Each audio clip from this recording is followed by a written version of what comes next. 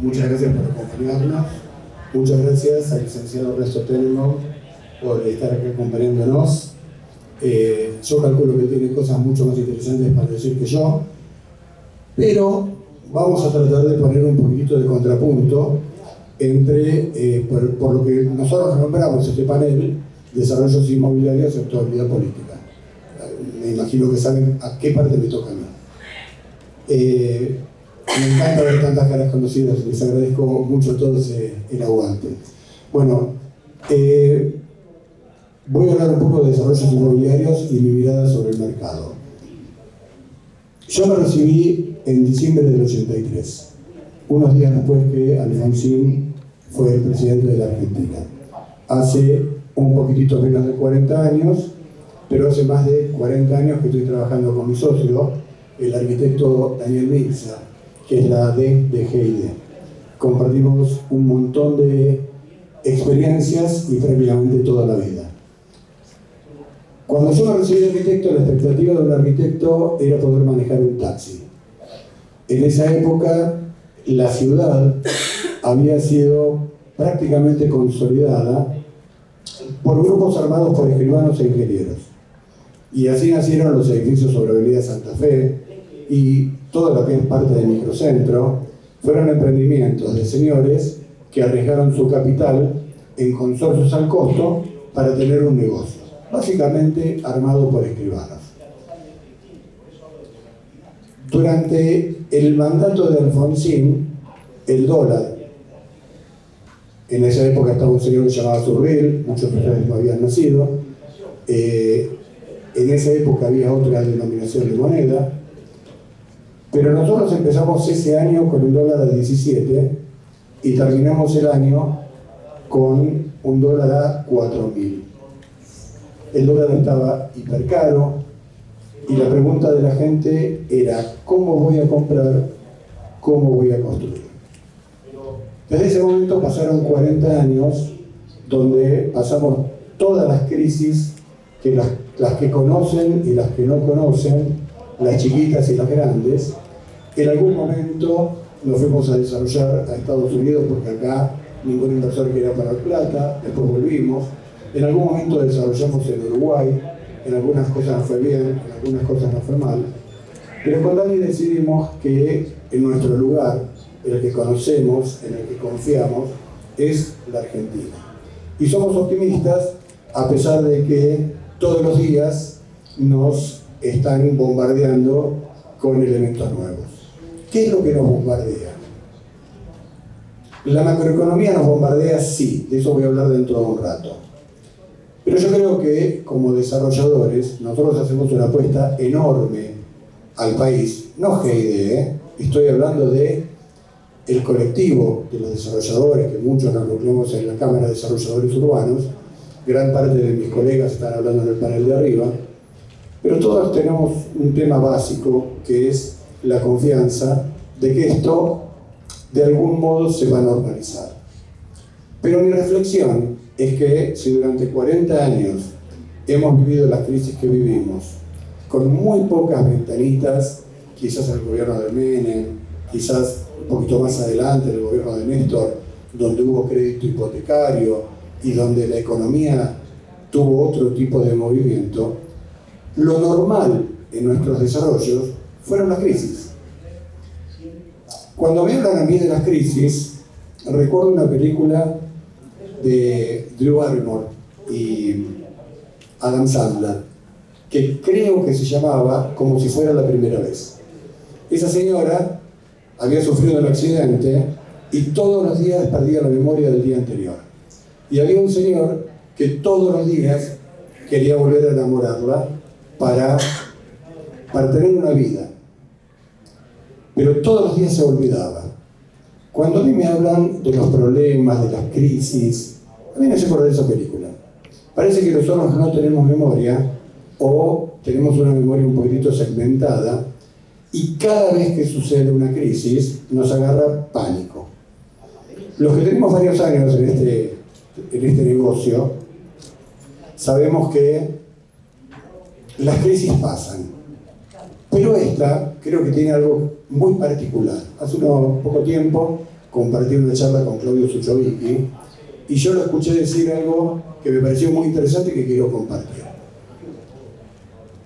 Si bien la macroeconomía del país está quebrada, en esta crisis en particular se nota por el movimiento de la demanda que la micro, que las empresas, que hay determinado sector de la demanda que está activa.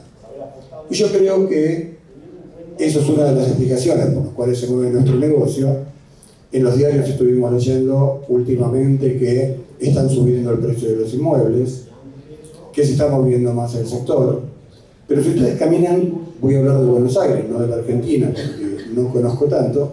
Si ustedes caminan en Buenos Aires, van a ver que hay un montón de obras. ¿Cómo se explica que haya un montón de obras en el medio de las crisis?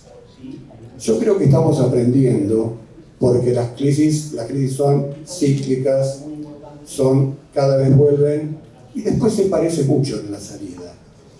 Entonces ya creo que todos asumimos que después de esta tormenta vuelve a salir otro sol.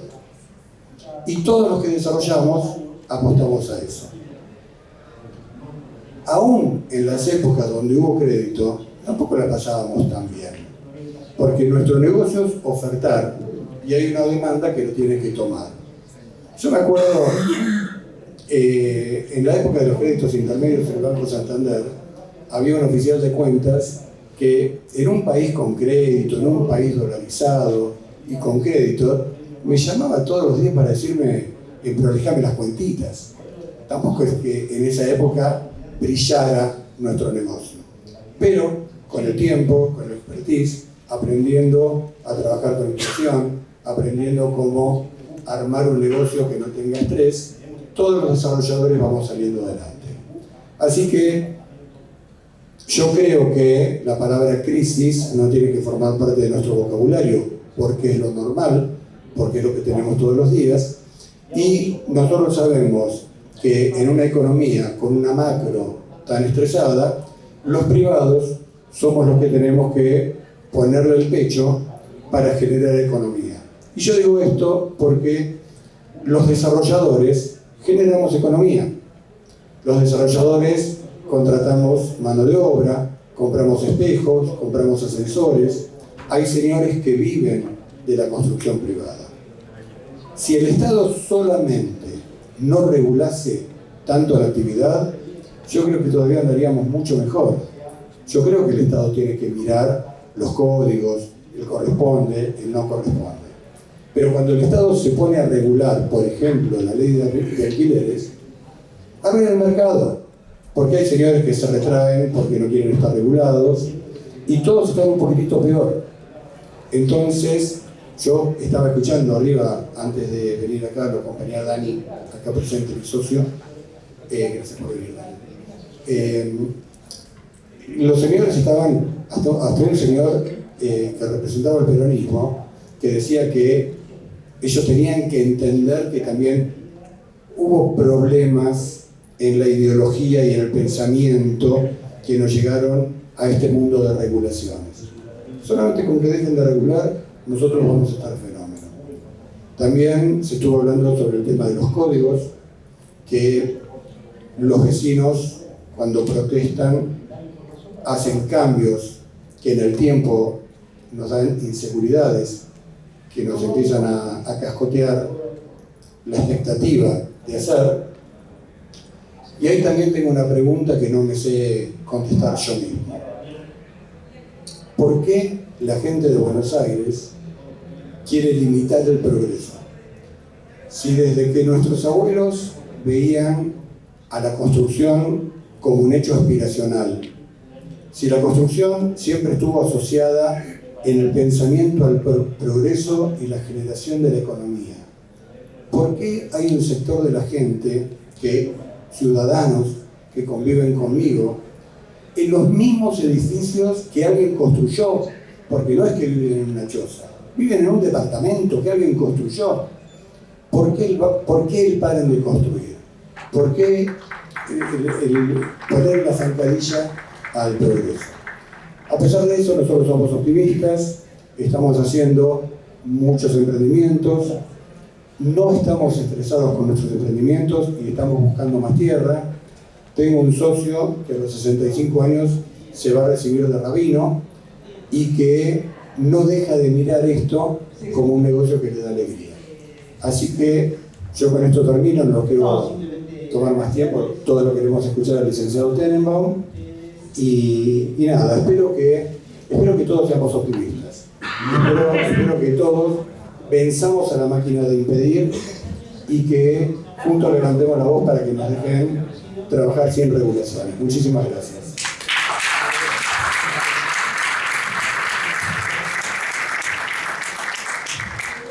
Bueno, buenos días a todos, gracias por la invitación.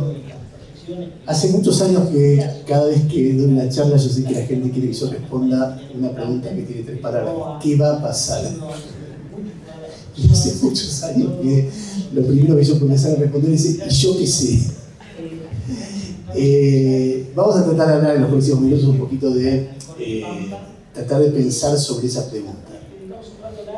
Pensar con las herramientas, yo lo que puedo aportar es simplemente lo que hago casi todos los días en la radio, la gente me escucha, qué sé yo, que es con mi experiencia, con mis instrumentos, con mi información, poder dar alguna descripción que nos permita pensar un cachito qué va a pasar, siempre teniendo en cuenta que, como decía mi abuela, si hay algo difícil de pronosticar es el futuro, especialmente en la Argentina.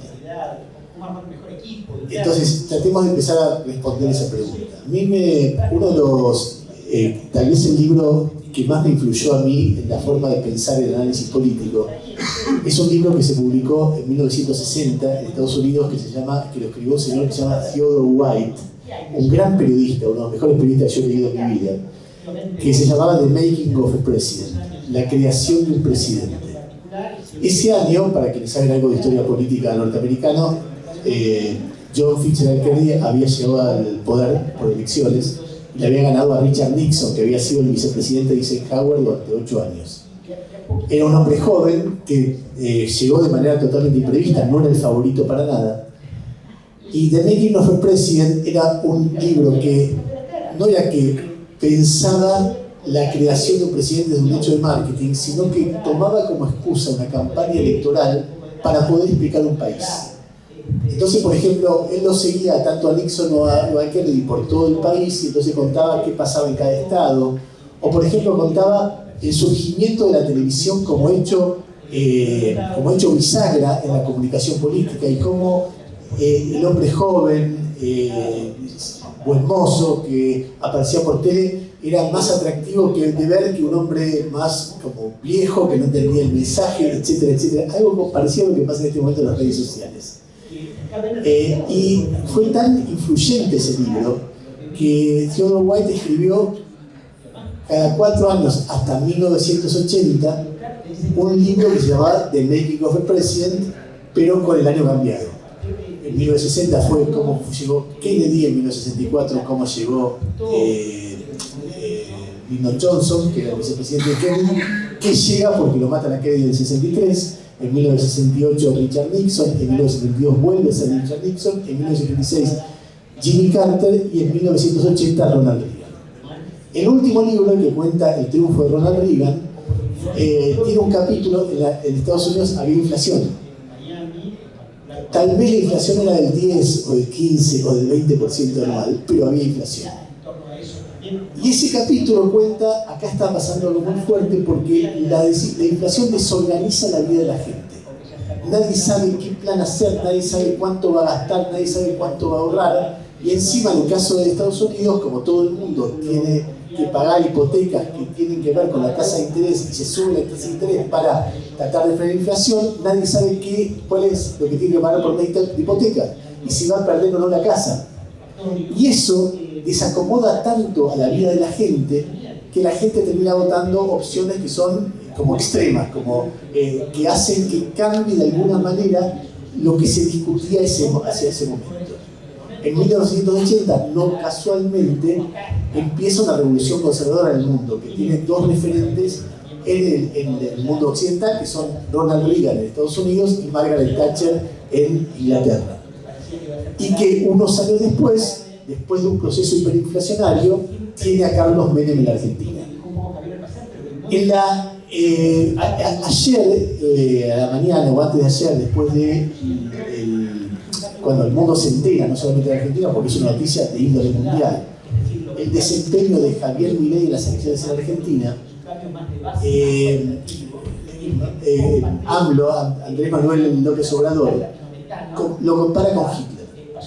No es que dice viene Hitler en Argentina, lo que dice es cuando hay hiperinflación, hay motivos para que haya un cambio de régimen, y ese cambio de régimen suele ser conservador porque la gente lo que quiere es a cualquier costo que le tranquilice la vida. Y entonces el voto a Hitler tiene que ver con eso. Todo lo que tenemos no sirve porque venimos de la hiperinflación y estos políticos de siempre no nos pueden resolver nada. Votemos cualquier cosa, así sea Hitler.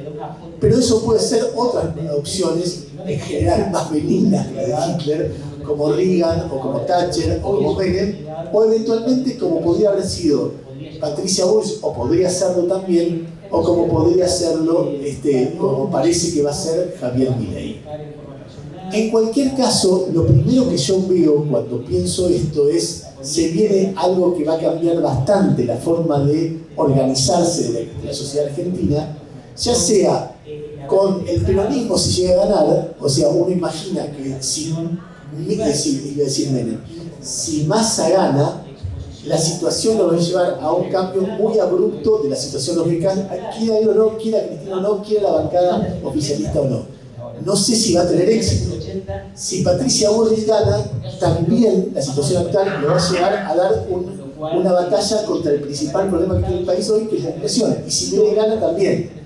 Y si al darla fracasan, van a cambiar ellos mismos el enfoque hasta que le encuentren la vuelta, o van a tener que irse y va a venir otro que le encuentre alguna vuelta.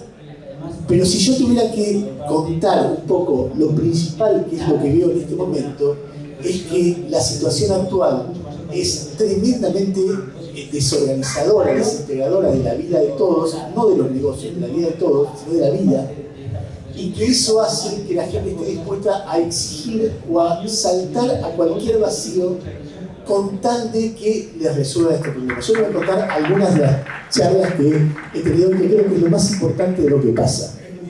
Hoy yo tuve una charla con un financista que se llama Cristian Buteler. Cristian Buteler es alguien que vota a Milei. Entonces, tuve una sucesión de charlas de economía. Hoy dije, después de 2 días de hablar de política, en el programa de radio dije, hablemos de economía. Entonces hicimos 4 entrevistas a 4 personas que piensan muy distinto. Una era Cristian Buteler, que es, si se quiere, un votante de Milei que se dedica a las finanzas. Otro era Daniel Altana, que es un académico de Fiel, que básicamente es un fiscalista, es alguien que cree que para que un país se desarrolle, tiene que haber en crisis sucesivas, tiene que haber equilibrio fiscal. Después entrevisté a Marina del Poyeto, que es una consultora que ha trabajado mucho con Miguel Bain, que si tuviera que decir algo brutal, era un keynesiano, alguien que cree que en algunos momentos el déficit fiscal es necesario para impulsar momentos de estancamiento de la economía, y que en algún momento se especuló con que ganaba Scioli iba a ser su ministro de Economía.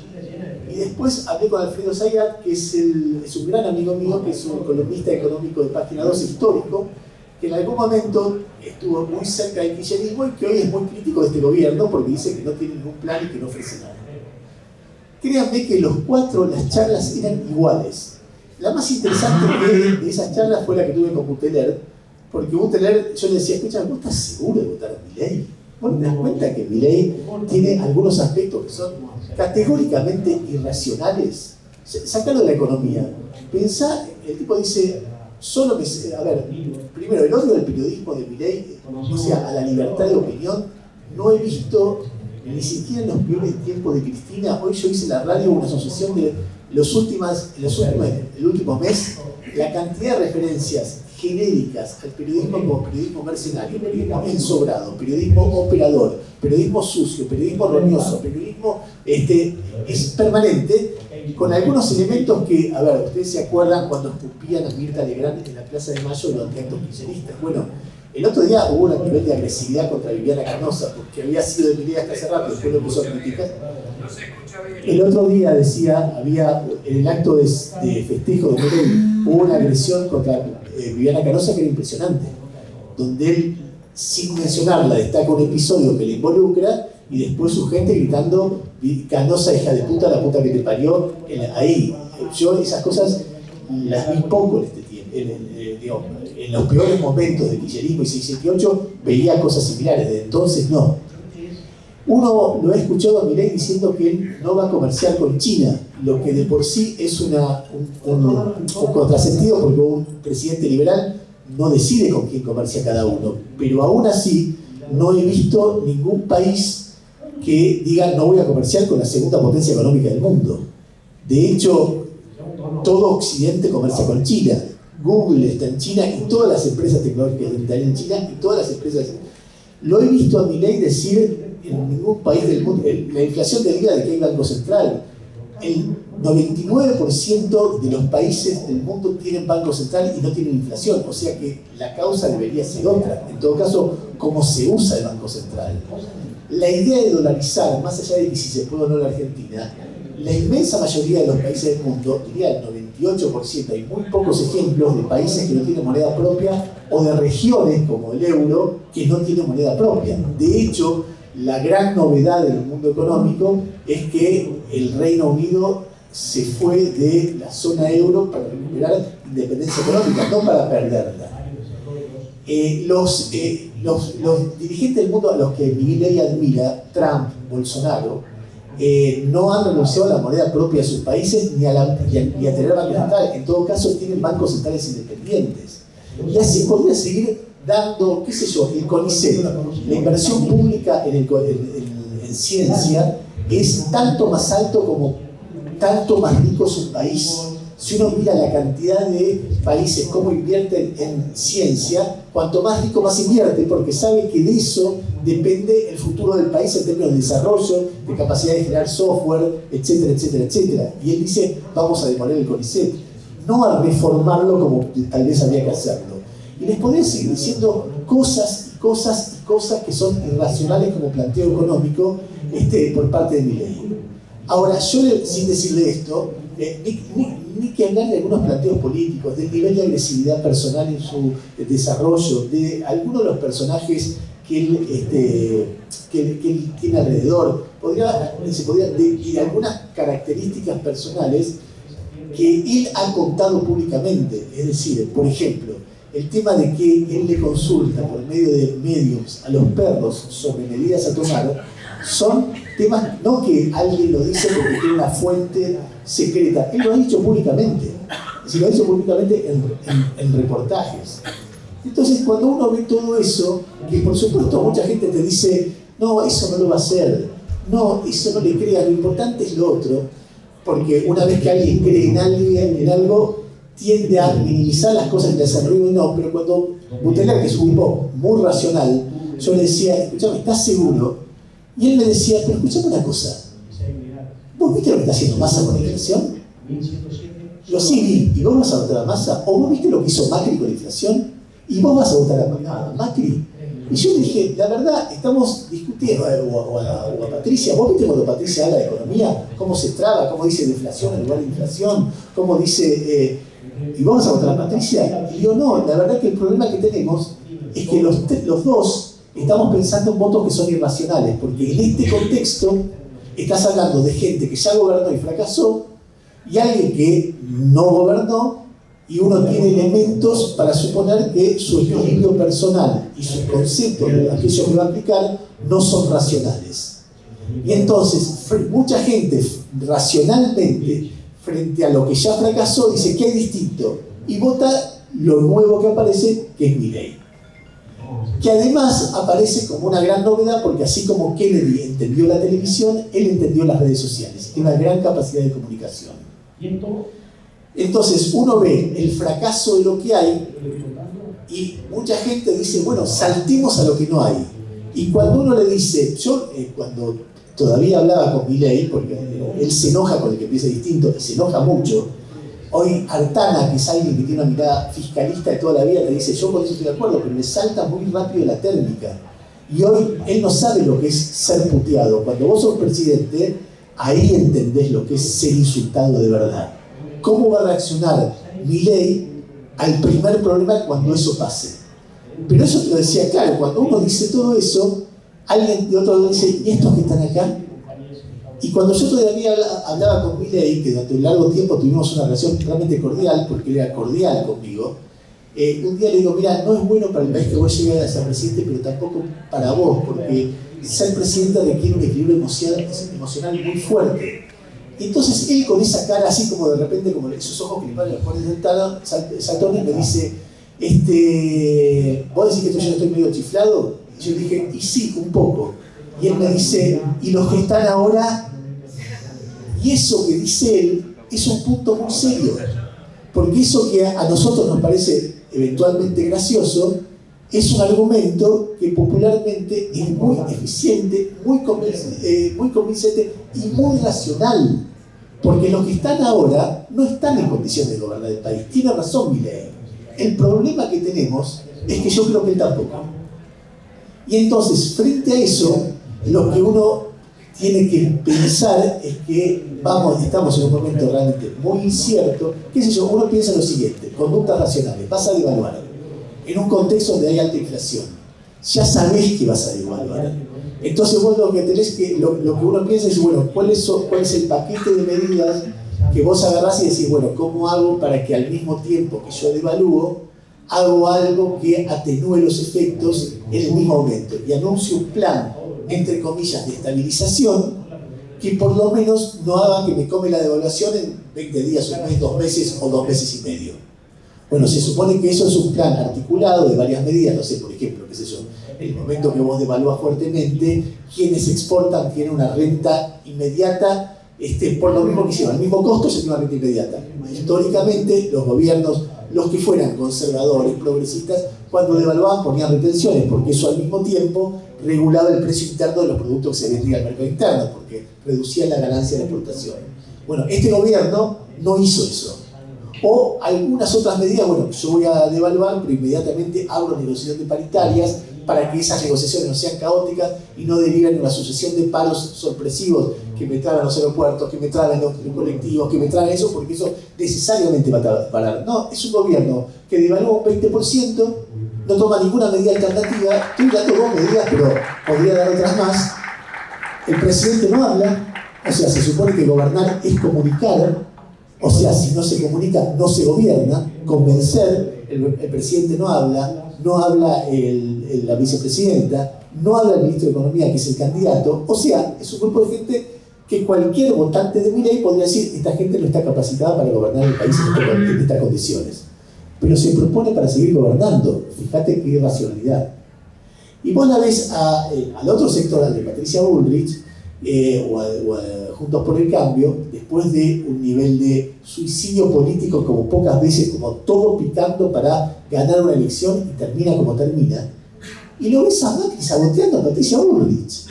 O sea, estás compitiendo con Milei, ya ahora es clara, y Milei lo llama para felicitarlo, y Macri lo llama para felicitarlo, y dice, yo tengo 2 candidatos, y así como boicoteó a Rodríguez Larreta cuando tendría que estar haciendo ya campaña, voten a Patricia porque Milei no es serio, habilita que voten a Milei. Y entonces uno mira y uno dice, che, en comparación, ¿Milei está tan loco? Y la respuesta es, tal vez no tanto, o tal vez un poco más, o tal vez igual, pero de ninguna manera yo diría, no está loco. Ahora, yo digo todo eso, y digo, bueno, entonces, ¿qué va a pasar?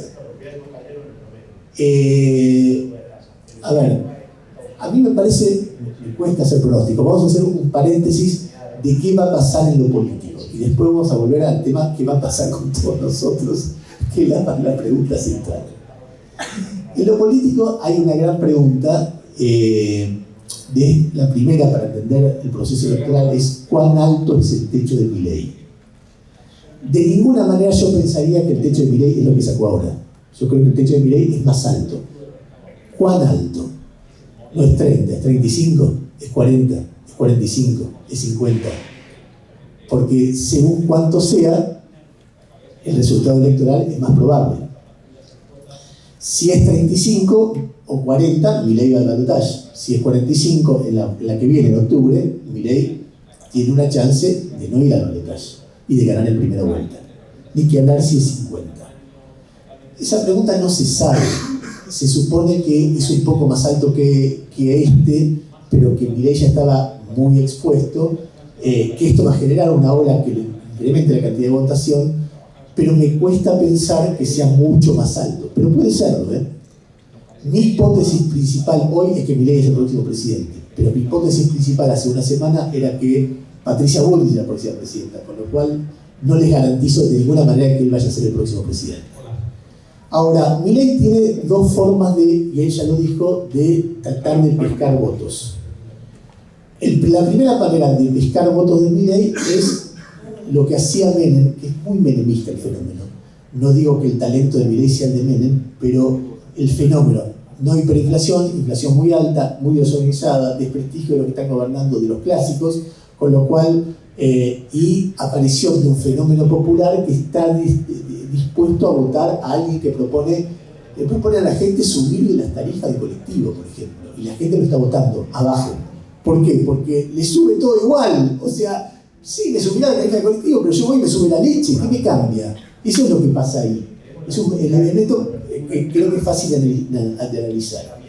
Entonces, Milei probablemente, dada que es una popularidad televisiva, es una especie de celebrity también, pueda aparecer con el Milei móvil, como hacía Menem con el Menem móvil, en los barrios pobres de la provincia de Buenos Aires, que es donde menos votos sacó comparativamente, y hacer un desastre, es decir, que haya una marea humana siguiéndolo. Y se transforma en lo que era el Menem con patillas, solamente que él con esos pelos. Es decir, alguien que atraviesa y es una especie de mesías. Yo me acuerdo, yo cubrí como periodista, era muy jovencito, en el 89 y el 95, lo adoraban a Menem. Es decir, después lo arrancaron, pero en las heladeras de las calles, de las villas, estaba la estampita de él con "no te voy a defraudar, síganme en letra cursiva", si ustedes se acuerdan, que terminaba con un signo de admiración. Y entonces puede pasar eso, y eso genera una ola que incremente los votos de cuánto. Y lo segundo que está buscando Milei claramente es confrontar con Massa. ¿Por qué? Porque es el de la inflación. Entonces le está pegando a Bullrich, que es montonera, que es una falluta, que le hace operaciones en contra, habla y habla de Bullrich todo el tiempo, lo que tal vez sea un error, porque eso la sostiene arriba. Bullrich hoy, en cantidad de votos que sacó, ella está tercera. Él dice algo que es cierto, parte del voto de Rodríguez Larreta es un voto que fue a Rodríguez Larreta no para que gane Rodríguez Larreta, sino ante la idea torturante de que gane Bullrich, con lo cual ese voto no es de Bullrich, es un voto anti-Bullrich. 3-4 puntos que vayan de Rodríguez Larreta a Massa está en 31, está arriba de Milei en 30, Bullrich en 28, en 25. Lo que pasa es que es un nuevo juego el de que va a la primera vuelta.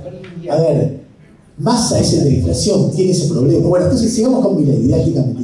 Milei va por el voto de Bullrich, dice: no voten una segunda, tercera, quinta marca, voten a mí si es lo mismo que yo. Y va por el voto peronista.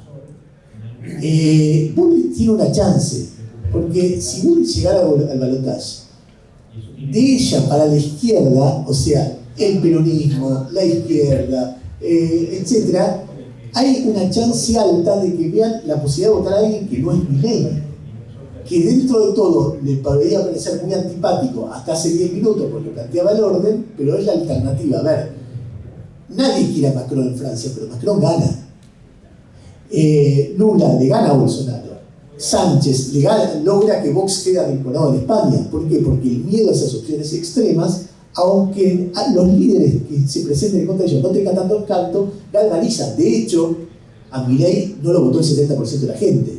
Y yo quiero, la expresión de Pampita y de Yanira Latorre en estos días es muy llamativa, porque no es la Mi Expósito o Trueno, que son personas quizá más progresistas, etc. No, son gente que votó a Patricia Bullrich y tienen miedo de que gane Milei. Entonces, si la gente de Patricia Bullrich, la gente de Massa, que votó a Massa, la gente que votó a Rodríguez Larreta tiene miedo de ganar Milei, si Patricia Bullrich se transformara en algo parecido a Alfonsín, no voten eso, defendamos la democracia, tal vez al final le gane. Pero a ella no se la ve plástica, y además lo tiene a Macri boicoteándola, que no quiere que gane Alfonsín. Entonces tiene ese problema de a ver cuán flexible, cuán plástica, cuán creativa es para hablarle al 70% que no votó a Milei, en lugar de pelear los votos que entre los votos liberales ya ganó Milei, le ganó 3-2 o 3-2,5, y probablemente es un lugar donde Patricia Bullrich no pueda pescar. Tengo que redondearlo, pero ya voy a hacerlo redondeando. El tercer elemento es Massa.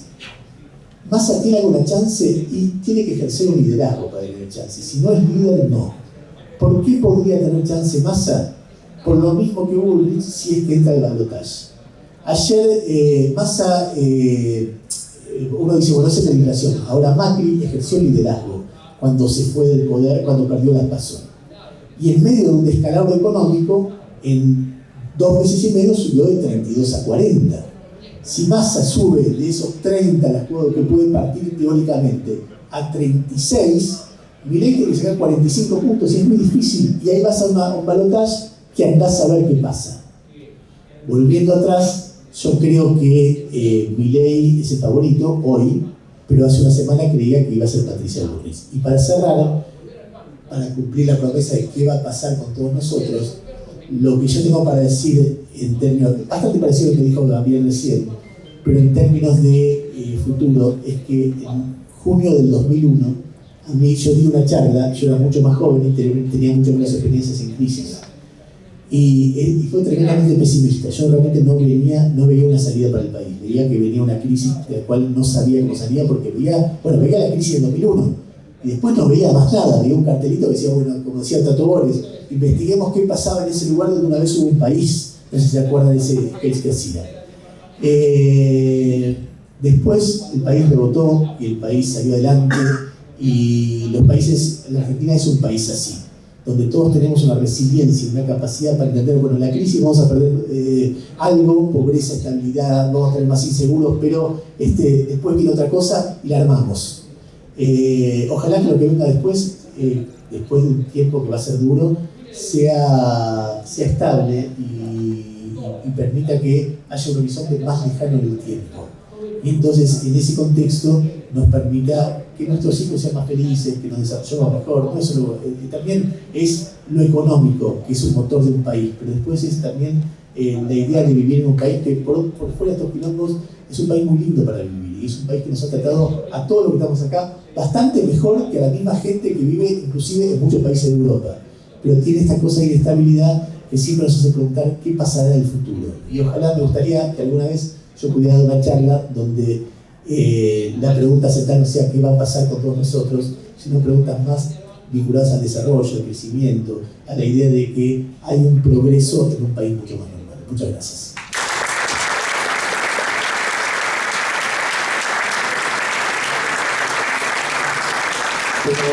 Muchas gracias a Ernesto por acompañarnos, inteligente como siempre. Muchas gracias a todos por acompañarnos acá. Y acuérdense, siempre tenemos un abismo, pero nunca termina de llegar el abismo. Hemos tenido mucho, vamos a tener más, vamos a estar bien. Buenos días.